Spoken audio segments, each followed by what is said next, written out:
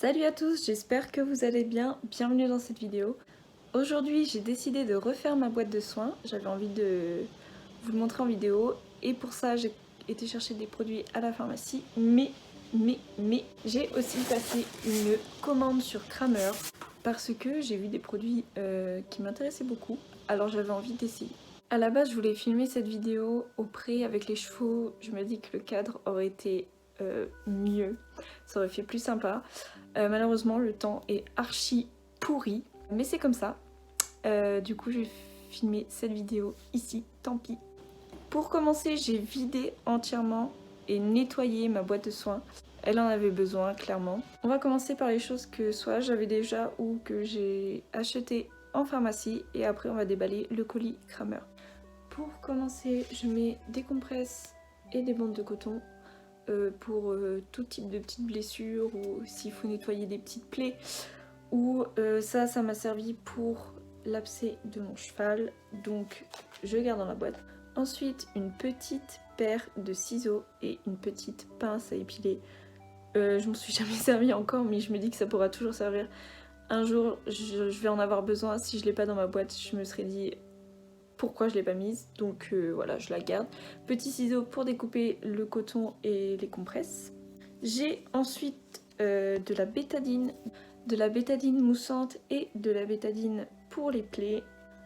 Ça, j'en garde toujours une bouteille d'avance parce que ça m'a beaucoup servi. Mon cheval fait de la dermatophyllose l'hiver et je nettoie avec ça, les croûtes, tout ça. J'ai également un peu d'eau oxygénée, un chausson, comme ça. J'en mets un parce que American a les pieds extrêmement sensibles. Il a fait un gros abcès il y a un peu plus de 6 mois. Il a duré assez longtemps et je vous avoue que l'abcès c'est carrément galère. J'avais pas de chaussons encore, j'ai décidé d'investir après. Celui-là il coûte 30 €, vous en avez dans toutes les gammes évidemment. Au moment où il a fait son abcès, je n'avais pas de chaussons. Et j'ai fait son pansement avec des couches pour bébé et du gros scotch imperméable, vous savez, les gros rouleaux, je sais plus comment ça s'appelle, les gros rouleaux de scotch imperméable. Je faisais les pansements de pied comme ça et écoutez, ma foi, ça tenait plutôt bien, ça a fait l'affaire, donc voilà. Après, voilà, j'ai décidé d'acheter un chausson parce que pour plus m'embêter à l'avenir s'il refait un abcès. Et j'ai aussi cette chose-là qui est dans un gant.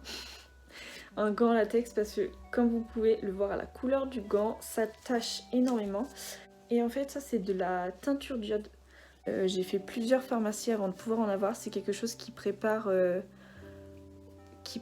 sur le coup en fait. C'est pas des bouteilles d'avance. Moi c'est une bouteille voilà, qui a été préparée quand j'y suis allée. Et en fait c'est le vétérinaire qui m'a conseillé de mettre ça. Justement quand je l'ai appelé pour l'abcès de mon cheval. En fait, dans un premier temps, vous faites un pansement où il va s'agir de drainer toutes les impuretés et de faire couler l'abcès en fait. Et une fois qu'il coule plus, vous mettez de la teinture d'iode avec un peu de sucre, vous mélangez, ça va faire une pâte rouge. Attention, ça tâche. Vous refaites un pansement avec ça et ça va permettre de durcir le sabot. Et j'ai été étonnée vraiment par l'efficacité du truc quoi. Donc voilà, je garde, il m'en reste plus beaucoup, je la garde, on sait jamais. Ensuite, on va passer à la partie qui vous intéresse certainement le plus, c'est-à-dire que je vais déballer le colis Kramer. Si ça vous intéresse, au fur et à mesure que je vous montre les produits, je vais vous afficher les prix sur votre écran. Je tiens à dire évidemment que ce que je mets dans ma boîte de soins, c'est pas des indispensables. Je la fais sur mesure parce que je commence à connaître mon cheval. Je vous incite pas à acheter tel ou tel produit. C'est juste que j'avais envie de vous montrer ça, donc je filme ça, c'est tout. Alors, la première chose qui me vient sous la main, c'est un shampoing aux herbes. Je n'ai jamais lavé American encore, mais je préfère avoir un shampoing que j'aurais choisi sous la main. Et celui-ci, il me semble qu'il est principalement fait avec des ingrédients d'origine naturelle. Alors, il sent pas fort et pas très bon. Mais non, j'abuse peut-être un petit peu, l'odeur est pas folle. Hein. Mais écoutez, je m'en fiche totalement, c'est pas... Au contraire, et j'aime autant. Le but c'est pas d'agresser les naseaux du cheval, donc c'est le plus petit contenant qu'il y avait. Je vais pas m'en servir énormément, ça je le sais, parce que pour moi, que ce soit chien ou chevaux ou chat, faut pas les laver trop souvent. Mais je me dis que peut-être un shampoing juste avant de changer de saison ou quoi, ça peut peut-être être pas mal, je vais voir. J'en ai un sous la main pour prêter aux autres même, je sais. Bon, ensuite, pareil, je vais pas m'éterniser là-dessus, c'est un couteau de chaleur, voilà, tout simple. Il m'en fallait un. Pour l'été, quand on veut rafraîchir le cheval, c'est important de ne pas laisser toute l'eau en surplus sur lui. Il faut enlever l'excédent, on ne laisse pas le cheval avec l'excédent d'eau. Du coup, voilà, des gants de strap comme ça. J'ai commandé ça aussi. Alors je sais, il y en a qui vont me dire c'est pas cool, c'est des lingettes, tout ça. Je vais pas beaucoup m'en servir vraiment, c'est vraiment occasionnel. Et en fait, c'est des lingettes pour les zones intimes parce que ça se nettoie pas régulièrement, mais 1 à 2 fois par an, nettoyer les parties intimes de son cheval, c'est plutôt conseillé. Je le sors pas de nulle part, hein. Mon ostéopathe me l'a dit, mon veto aussi. Encore une fois, c'est pas très écologique, mais je vais vraiment, c'est occasionnel. Ça se présente comme ça, en petit sachet. Et dedans, il y en a 10. Voilà. Ensuite, j'ai pris une petite pince à tique, là, vous savez. Je sais pas si l'embout... J'ai peur d'arracher la tique avec ça, mais bon, je vais essayer. C'est une pince exprès, donc logiquement non. Mais j'ai peur d'arracher que le corps, vous savez. Je vais essayer de toute façon. Ensuite, j'ai acheté ça. C'est un couteau pour les œufs de mouche. Vous savez, les petits œufs jaunes là que tous les chevaux qui sont au pré ont l'été, qui se logent sur les pattes et tout. J'ai jamais essayé. L'année dernière, j'avais essayé un petit... Ça fait une sorte de petit pain noir, vous savez, assez rugueux, qu'il faut frotter dessus, mais ça n'avait pas marché. Enfin, ça fonctionne pas. Ou alors, il faut vraiment frotter très fort, mais je vois pas l'intérêt de se déchaîner sur la peau du cheval. Donc, je vais essayer ça. Ça m'a l'air plus efficace. Je vous redirai si ça fonctionne. S'il y en a qui l'ont déjà utilisé, dites-moi si ça fonctionne. Je vois pas pourquoi, ça a l'air... Voilà. Ensuite, j'ai acheté ça, c'est un spray anti-mouche naturel. Alors en effet, quand on regarde la liste des ingrédients, il n'y a vraiment pas grand-chose. Donc je vais voir, et je sais pas ce que c'est, mais je sais pas si vous allez voir, il y a des petits morceaux dedans.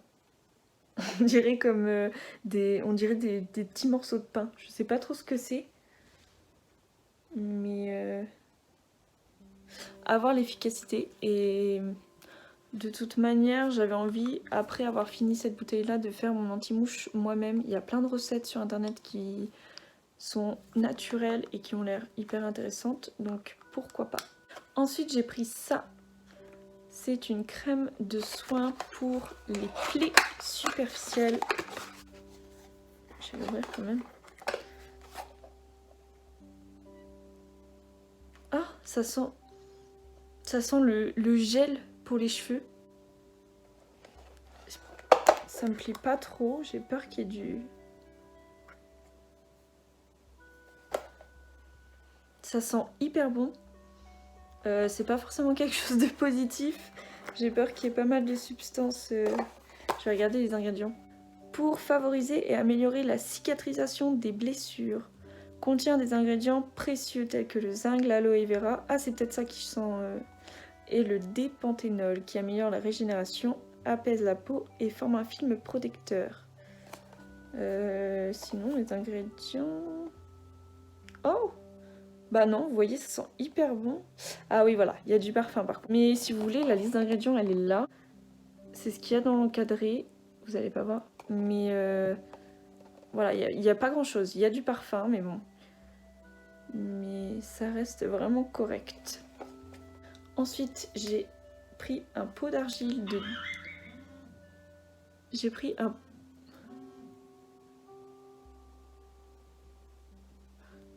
un pot d'argile de 2 kg. Bon là voilà, j'ai pas besoin de vous dire à quoi ça sert. Et enfin, c'est le produit que j'ai le plus envie de tester. C'est une crème pour sabots à base de cire d'abeille. Et déjà les avis sur internet étaient vraiment pas mal. Et ça m'intéresse vraiment parce que Comme je vous l'ai dit, mon cheval a déjà fait des abcès, il a les pieds hyper fragiles. Clairement, ses pieds à l'avant sont pas jolis du tout. Et en fait, à la base, c'est une crème pour les sabots sollicités. Alors, le mien ne l'est pas, hein. Quand on monte dehors, il a ses chaussures, sinon il est toujours au pré, ou sinon il monte en carrière dans du sable. Donc, je dirais pas que ses pieds sont sollicités, mais vu qu'il a les pieds pourris, il a les pieds fragiles, je me dis ça peut pas lui faire du mal. Et donc, c'est à base d'ingrédients naturels. Effet protecteur et tonifiant, protège et hydrate les sabots. En fait, voilà, vous en mettez, ça fait une pellicule autour du sabot et ça garde vraiment l'hydratation en profondeur. Et ça, c'est top. Donc voilà, j'ai hâte de l'utiliser.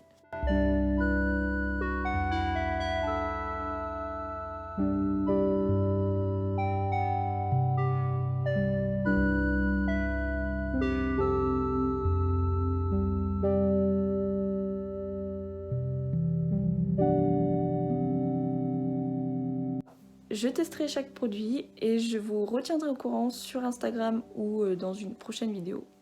En attendant, j'espère que cette vidéo vous aura plu. N'hésitez pas à vous abonner, à mettre un petit pouce bleu, ça fait toujours plaisir. Je vous mets mon Instagram dans la barre d'infos et sur votre écran. Et moi je vous dis à plus dans une prochaine vidéo.